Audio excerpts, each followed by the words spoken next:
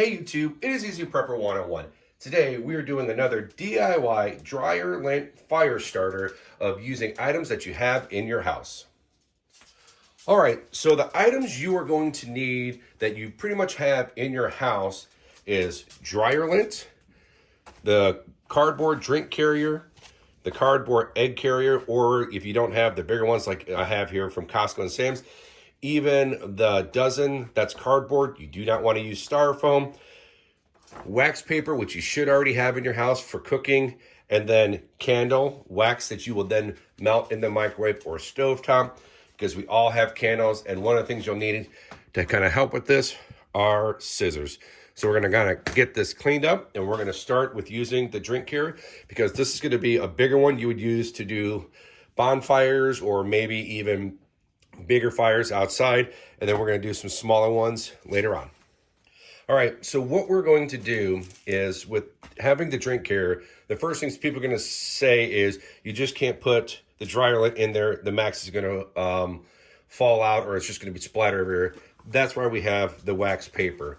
So pretty much what you're going to do is, I like to do a sheet of the whole, pull a whole sheet out, flip it once, flip it twice.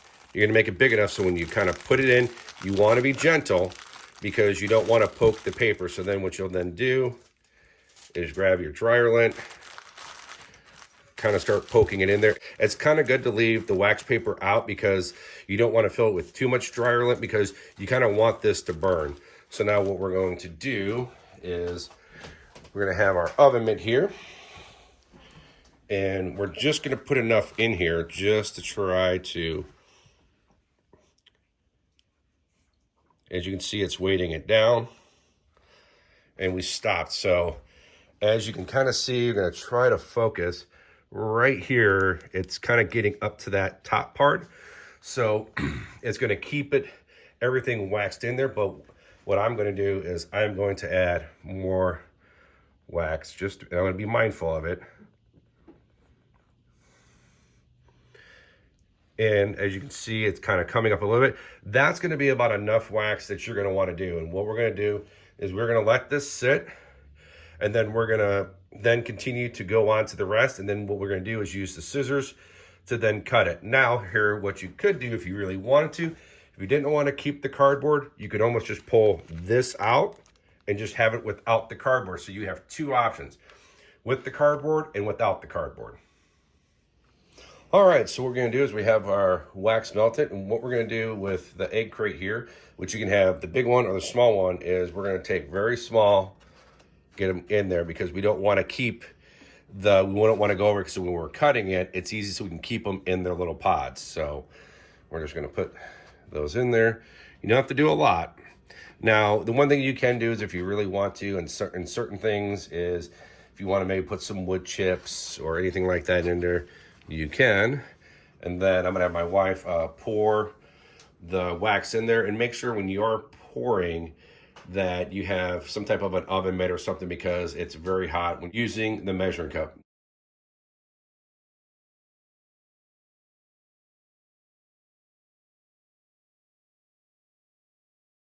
Now, since we did have a little overspill, it's not that big of a deal. Just grab some more, dump it in. Good to go. So now what we're going to do is we're going to let this dry. One thing I didn't say when you're doing the coffee cup holder or this is you can either let it air dry, which will take a lot longer, or you can throw it in the refrigerator. So now what we're going to do is we're going to let this dry. We're going to come back and we're going to cut both of them up and show you where we're at. All right, as you can see, everything is hardened and done. We made cut them in half. As you can see, there's some cardboard there, so you can light it. And if you really did not want the cardboard's going to help keep it light longer, but you could just pull these out if you really needed to. But I like to keep them in there. As you can see, perfect. And then these guys are a little bit smaller one, and perfect to have. So now what we're going to do, we were able to make a full tray of these, and you can see they're hard as a rock. And now what we're going to do is we're going to take these over to the fireplace that we have. All right, so what we're going to do is we're going to light the big one first, and then the small one, because the big one's going to take a lot longer to burn. So what we're going to do is just light the paper.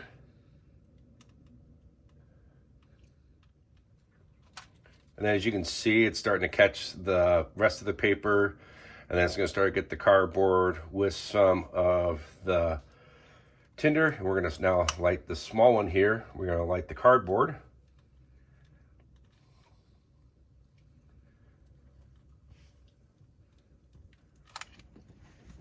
And as you can see, with the wax paper, helps get it really going.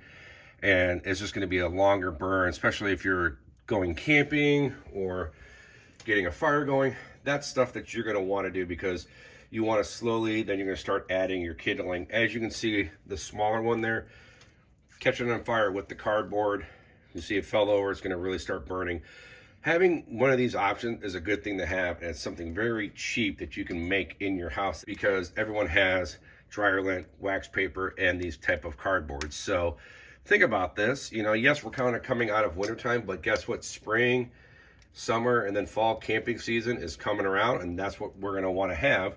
You know, if you're at a campground, or if you're in your backyard, you have a little fire pit and you want to get a good fire going, by using one of these two methods, it's going to really help to make your life easy, because as you can see, by lighting it, we're getting really good flames, and then all you got to do is slowly start adding the smaller sticks, and then continue to build your fire up, build it up, and build it up to where it was quick and easy. You didn't have to worry about blowing and trying to get the embers going. Having these is a great thing to have.